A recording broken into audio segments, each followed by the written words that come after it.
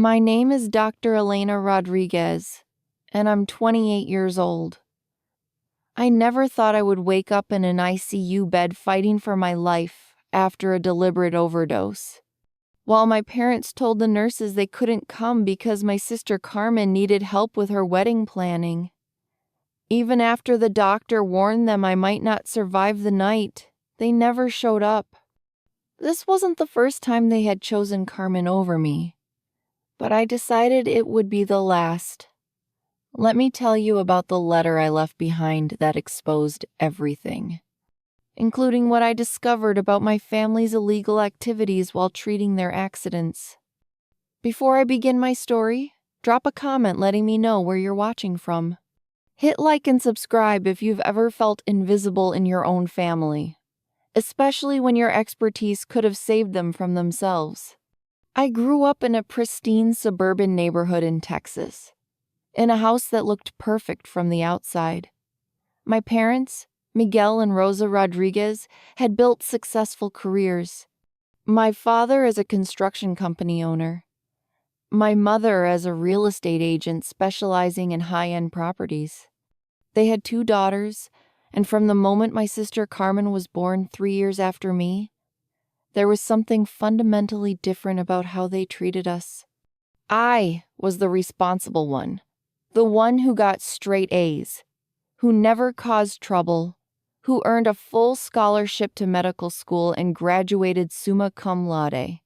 At 28, I was a trauma surgeon at Dallas General Hospital, specializing in emergency medicine and toxicology. My expertise was in treating overdoses, poisonings, and suspicious injuries, the kind of cases where medical knowledge could mean the difference between life and death. When I won first place in the regional science fair at age 10, I rushed home with my trophy, bursting with excitement to show my parents. My heart was racing as I burst through the front door, expecting congratulations and maybe even a celebration dinner. Instead, my parents gave me a quick, "Good job," before turning their attention back to Carmen, who was learning to tie her shoes. "Look how smart our Carmen is," they gushed over her simple accomplishment. I told myself it made sense. Tying shoes was more age-appropriate praise than a science trophy. But even at 10, something felt wrong about that logic. By the time I was 16, I had grown accustomed to the painful pattern that defined our family dynamics. When I graduated valedictorian with a 4.0 GPA, my parents nodded approvingly, but saved their enthusiastic celebration for Carmen's C+ in algebra. "Carmen worked so hard for that grade," my mother explained.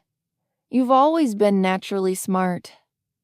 When I got accepted to Johns Hopkins for pre-med with a full scholarship, my father said he was proud, but couldn't attend my graduation dinner because Carmen had a minor cold and needed him at home. "You understand, mija. Carmen needs us when she's not feeling well."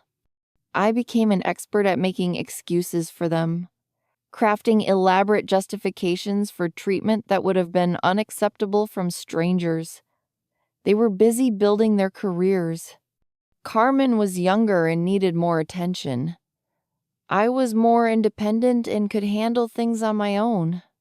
I convinced myself these were all reasonable explanations for why my achievements seemed to disappear into thin air while Carmen got celebrated for the smallest accomplishments. What made things more complicated was my growing awareness of certain irregularities in my family's lifestyle that didn't quite add up. My father's construction company seemed remarkably profitable for its size, landing contracts that were worth millions more than comparable firms. My mother's real estate deals often involved cash buyers who never seemed to inspect properties and who paid significantly above market value.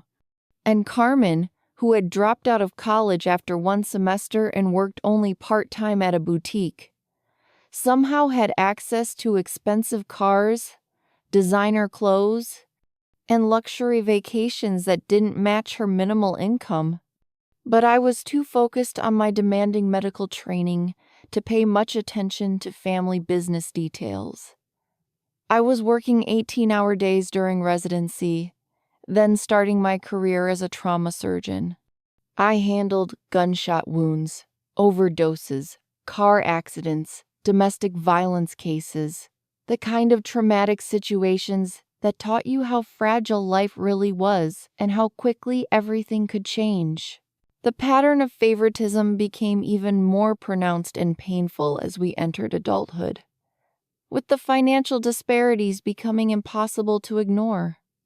When it came time for Carmen's college fund, my parents explained with straight faces that they could only afford to help one of us financially, and since Carmen wasn't as academically driven or naturally gifted, she would need the support more than I would. The logic was twisted but somehow made sense to them. Because I was capable of earning scholarships, I didn't deserve their financial support.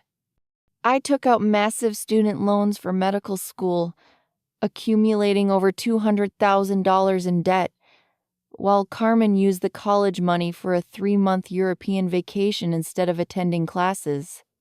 When she inevitably dropped out after one semester, claiming that college just wasn't for her, my parents comforted her by buying her a brand new BMW and telling her she was too creative for traditional education. When Carmen decided she wanted to start an event planning business based on watching some reality television shows about party planners, my parents immediately invested $50,000 and co-signed for her downtown office lease. They threw her an elaborate business launch party that cost more than most people make in a year. When I asked for help with the down payment on a small condo near the hospital so I could be closer to work during emergency calls, they explained that their money was tied up in Carmen's business ventures and suggested I look into more affordable neighborhoods farther from the city. Despite all this systematic favoritism, I maintained hope that my medical expertise and achievements might finally earn their respect and attention. I specialized in areas that could genuinely help people in crisis situations. I became known in the emergency department for my ability to identify unusual poisonings and drug interactions that other doctors missed. I saved lives daily, working nights and weekends, taking on the most challenging cases, but my parents seemed more impressed when Carmen successfully organized a quinceañera for one of their friends. The breaking point in my relationship with proximity to my family came last year, after yet another holiday gathering where I felt like a stranger in my own family home. I had just completed a 72-hour shift during which I'd saved the lives of 3 overdose victims, performed emergency surgery on a gunshot wound, and identified a rare poisoning that would have killed a child if I hadn't caught it in time. But during Christmas dinner, the entire conversation revolved around Carmen's latest party planning success and her new boyfriend who had so much potential. I moved to an apartment closer to the hospital, telling myself I needed the shorter commute for emergency calls. In reality, I needed space to establish my own identity, beyond constantly seeking their approval. That would never come. Carmen, now 25, still lived at home despite supposedly running her own business, enjoying free rent, free meals, and free emotional support, while I struggled to pay off my student loans and build my medical career. The dynamic reached a breaking point when I started noticing disturbing patterns in some of the patients I was treating. Drug overdoses involving unusually pure cocaine, suspicious injuries that looked like beatings but were explained as construction accidents, poisonings with industrial chemicals that weren't commonly available to the public. As someone trained in forensic toxicology, I began to see connections that others missed. Several patients mentioned getting their drugs from connections in the construction industry, Others had injuries consistent with debt collection violence.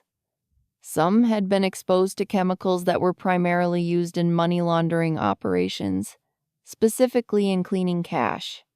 But the most disturbing discovery came when I treated a patient who'd been beaten nearly to death. As I was stabilizing him, he grabbed my arm and whispered, "Tell Miguel Rodriguez his message was received." My blood ran cold. That was my father's name. Over the next few months, I started paying closer attention to the patients I was treating, using my training in forensic medicine to look for patterns that others might miss. Using my access to medical records, police reports, and toxicology results, I began to see connections that made my stomach turn with each new discovery. At least a dozen patients over the past year had mentioned connections to Rodriguez Construction or had injuries that seemed linked to my father's business operations. The pattern was becoming undeniable. Men with construction worker calluses who'd been beaten with what looked like rebar or steel pipes. Women who'd been poisoned with industrial-grade chemicals that weren't available to the general public. Teenagers who'd overdosed on cocaine so pure it was almost pharmaceutical grade. And when these patients were conscious and able to speak, they often mentioned debts, threats, or connections to construction projects. My father wasn't just running a construction company. He was running a sophisticated money laundering operation, using construction projects to clean drug money and establish legitimate-looking business fronts. And when people didn't pay their debts, asked too many questions, or threatened to expose the operation, they ended up in my emergency room with injuries that looked like accidents or coincidences. The real estate side was my mother's carefully orchestrated contribution.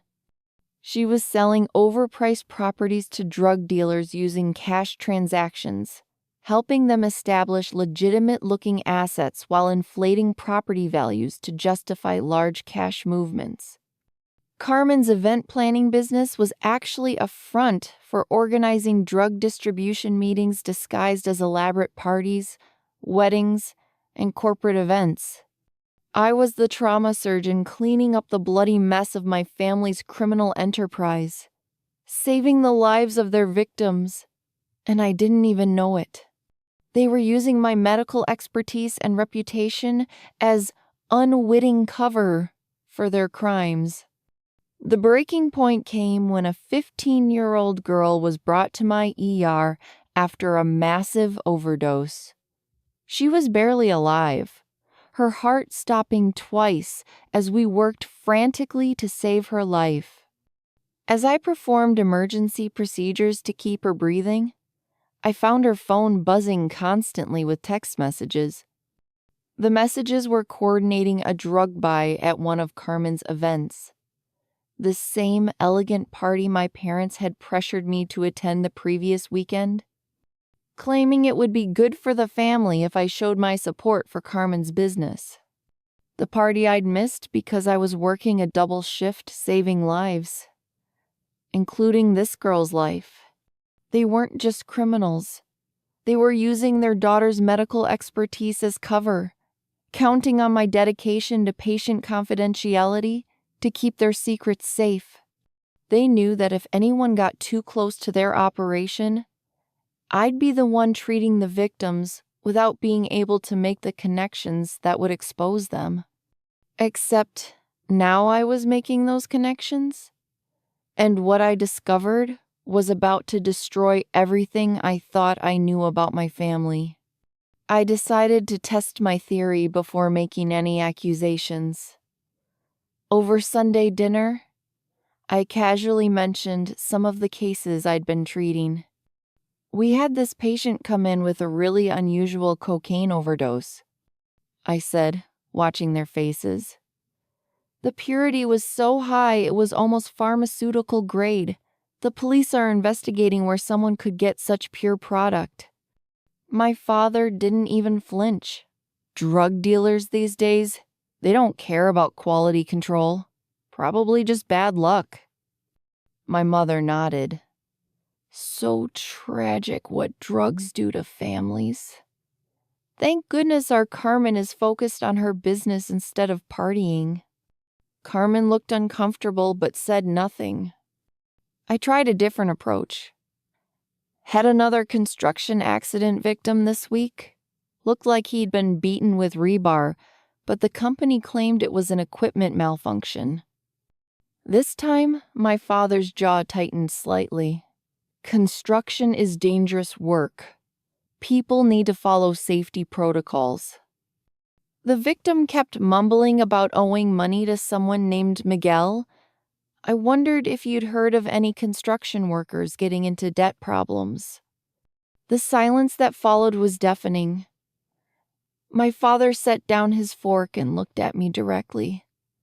Elena, you ask a lot of questions for someone who's supposed to be focused on medicine. I'm focused on medicine. That's why I notice patterns in the injuries I treat. My mother's voice was sharp. Maybe you should focus on your patient's medical needs instead of playing detective. What if the medical needs and the detective work are connected? Another long silence. Then Carmen spoke for the first time. Elena, you're always so serious about everything. Can't we just have a nice family dinner without you bringing up your depressing work stories? That's when I realized something devastating. They weren't just using my medical expertise as cover. They were counting on my dedication to patient confidentiality to keep their secrets safe. They knew I couldn't report what I suspected without violating medical ethics. They had turned my own integrity against me. 2 weeks after that dinner, everything came to a head. I was working a night shift when they brought in a patient who'd been shot during what police described as a construction site robbery. But I recognized him immediately. He was the same man who'd whispered my father's name months earlier. This time, he was conscious and terrified. As I worked to stabilize his wounds, he grabbed my arm again. Dr. Rodriguez, your father. He's going to kill me if I don't pay. Please, you have to help me disappear. I felt my world collapse. This man knew I was Miguel Rodriguez's daughter, which meant my father had specifically sent him to my hospital, knowing I'd be the one treating him. It wasn't coincidence. It was a message. My own father was using my position as a trauma surgeon to intimidate his victims. That night, after my shift ended, I sat in my car in the hospital parking garage and cried for 2 hours. Everything I'd worked for, everything I'd achieved, was being used to enable a criminal organization. My medical expertise, my reputation, my oath to do no harm. It was all being weaponized by my own family. I thought about going to the police, but what could I say?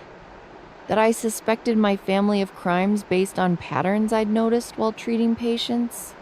That would violate patient confidentiality and probably get me fired. That some victims had mentioned my father's name? That could be coincidence or confusion. I thought about confronting them directly, but they'd already made it clear they saw my questions as a threat. And if they were willing to shoot someone over money, what would they do to a daughter who could destroy their entire operation? For 3 days, I walked around in a haze of grief and disbelief. I couldn't eat, couldn't sleep, couldn't focus on my patients. The attending physician noticed and suggested I take some time off. You look exhausted, Elena. When's the last time you took a real break? That's when I made a decision that nearly cost me my life. I went home to my apartment, sat at my kitchen table, and wrote 2 letters. One to the police, detailing everything I'd observed and suspected about my family's criminal activities. One to my family, explaining why I couldn't continue being complicit in their crimes through my silence. Then I opened a bottle of prescription medication from my medical bag, enough morphine to stop my heart within minutes. If I couldn't stop being the unwitting accomplice to my family's crimes, at least I could stop being their victim. The last thing I remember clearly was looking at the 2 letters on my kitchen table and thinking how peaceful it would finally be to stop trying to earn love from people who saw me as useful rather than valuable, who had turned my greatest strength into a weapon against innocent people. I'd calculated the dosage with the precision that had made me one of the top toxicologists in the state. As someone who specialized in overdose treatment, I knew exactly how much morphine would kill me and how quickly it would happen. I'd also calculated that I had approximately 15 minutes before losing consciousness, and another 30 minutes before my heart would stop permanently. What I hadn't calculated was that my neighbor, Mrs. Chen, would notice that I hadn't picked up my mail in 2 days, that my car hadn't moved from its parking spot, and that I hadn't responded to her usual morning greeting. Mrs. Chen was a retired nurse who'd lost her own daughter to addiction years earlier, and she'd developed an almost supernatural sensitivity to signs that someone was in crisis. She found me unconscious on my kitchen floor, surrounded by empty pill bottles and the 2 letters I'd written. She immediately called 911 and began CPR while waiting for the ambulance to arrive. Her quick thinking and medical training probably saved my life in those crucial minutes before the paramedics arrived. I woke up in the ICU of my own hospital, intubated and connected to the same life support machines I used every day to save other people's lives. The irony was overwhelming and almost unbearable. I was being saved by the same medical technology I used to treat overdose victims, many of whom were probably casualties of my own family's criminal enterprise. Dr. Martinez, the attending physician and my colleague, was the first face I saw when I regained consciousness. His expression was a mixture of relief and professional concern that I recognized from treating other suicide attempt survivors. Elena, you're lucky to be alive.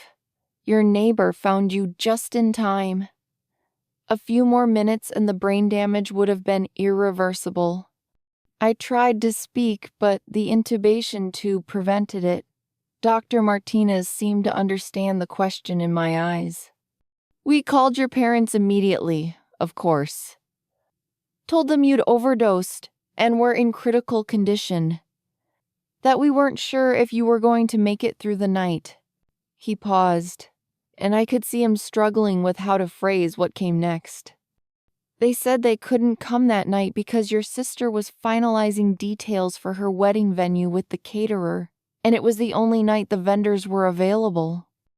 Even when I explained that you might not survive until morning, they said they'd try to come by tomorrow if Carmen's schedule allowed it.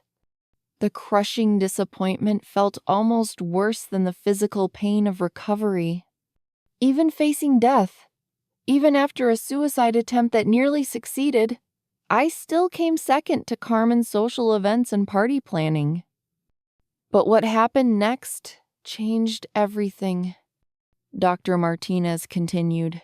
However, we found some letters on your kitchen table. One was addressed to the police. Elena, we had to turn it over to the authorities. My heart monitor started beeping frantically. The letter, in my suicidal state, I'd forgotten about the evidence I'd laid out. There's already a detective here who wants to speak with you when you're strong enough. And Elena, based on what you wrote, this hospital has been unknowingly treating victims of your family's criminal organization. The medical board is taking this very seriously. Over the next week, as I recovered physically, the full scope of my family's criminal enterprise unraveled. Detective Sarah Williams, a specialist in organized crime, interviewed me extensively about the patterns I'd observed. Dr. Rodriguez, your observations have opened an investigation that we've been trying to build for months. We suspected Rodriguez Construction was involved in money laundering, but we couldn't prove the connection to the violence and drug distribution. She showed me surveillance photos that made my stomach turn. My father meeting with known drug dealers. My mother facilitating cash transactions that were clearly suspicious. Carmen organizing events that were actually distribution meetings. Your medical records and observations provide the missing piece. We can now connect the violence to the money laundering to the distribution network. What happens to them? That depends partly on your testimony. You're the key witness who can connect the medical evidence to the criminal activity. The hardest part was realizing that my suicide attempt had probably saved more lives than my entire medical career to that point.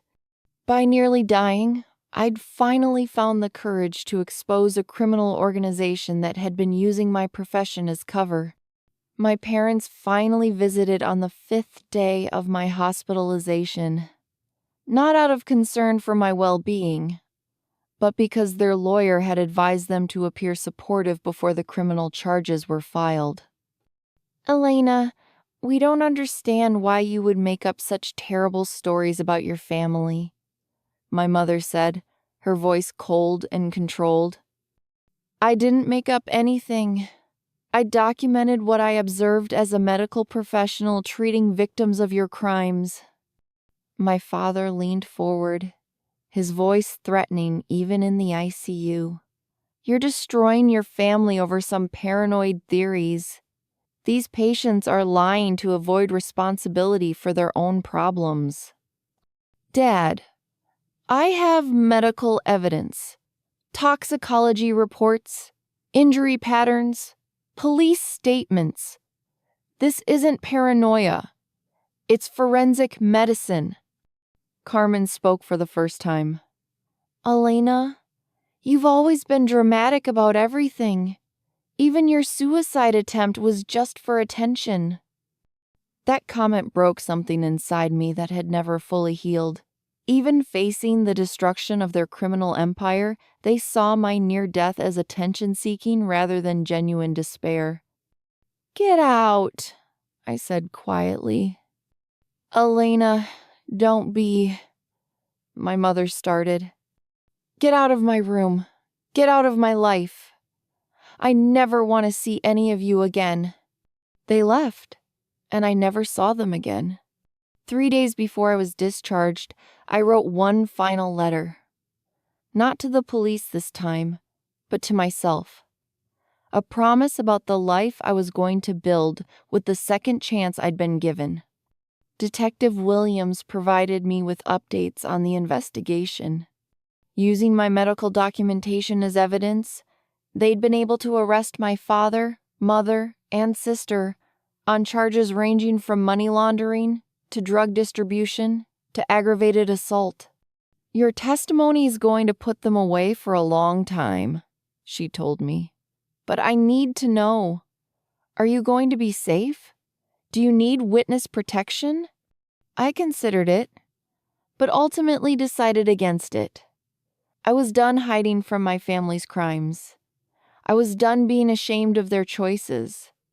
I was done sacrificing my integrity for their approval. Instead, I made a different choice.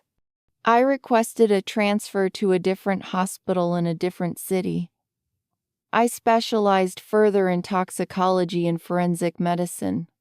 I became an expert in treating victims of organized crime, drug violence, and human trafficking. I turned my knowledge of my family's criminal methods into expertise that could help other victims. 6 months later, I received a letter from the prosecutor's office. My father had been sentenced to 25 years for money laundering and conspiracy.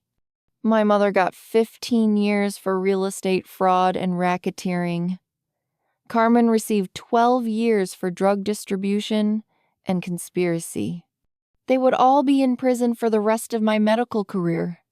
I felt nothing. No satisfaction, no sadness, no guilt. Just the quiet peace that comes from finally choosing yourself over people who never chose you. The suicide attempt that nearly killed me had actually saved my life. Not just physically, but emotionally and morally. I'd finally stopped being complicit in my family's crimes through my silence and need for approval. Today, I'm Dr. Elena Rodriguez, Chief of Toxicology at Seattle General Hospital. I specialize in treating victims of organized crime and drug violence. I've testified as an expert witness in dozens of cases, helping put criminals behind bars and get justice for their victims. My story became part of medical ethics training, an example of how family loyalty can conflict with professional responsibility, and why choosing professional integrity over family approval is sometimes necessary. I've helped train other medical professionals to recognize patterns of organized crime in their patient populations. I've developed protocols for safely reporting suspicious injuries without violating patient confidentiality. Most importantly, I've learned that family isn't defined by blood or shared DNA. It's defined by who supports your growth, who celebrates your achievements, and who shows up when you need them most. Mrs. Chen, the neighbor who saved my life, became like a grandmother to me. Dr. Martinez, who treated me with respect and compassion during my darkest moment, became a mentor and friend. Detective Williams, who helped me find the courage to testify against my family, became someone I could trust with the truth. These people, who had no obligation to care about me beyond professional courtesy, became my real family. They showed up when my biological family chose wedding planning over their daughter's life. If you're watching this and you recognize yourself in my story, if you're the family member whose expertise is being exploited, whose achievements are dismissed, whose integrity is being compromised by people who claim to love you, please know that you deserve better. Your professional knowledge and ethical standards matter more than family approval. Your expertise is not a tool for others to use for their benefit. Your integrity is not negotiable, even for family. Sometimes the bravest thing you can do is choose your professional ethics over family loyalty. Sometimes saving yourself means exposing the people who raised you. Sometimes the family that truly matters is the one you choose, rather than the one you're born into. Merit isn't negotiable. Professional integrity isn't optional. And your worth isn't determined by people who see you as useful rather than valuable. Not for me. Not anymore. And not for you either. Have you ever had to choose between family loyalty and professional ethics? Share your stories in the comments below. If this story resonated with you, please hit like and subscribe. Remember, real family supports your integrity, fake family exploits your expertise.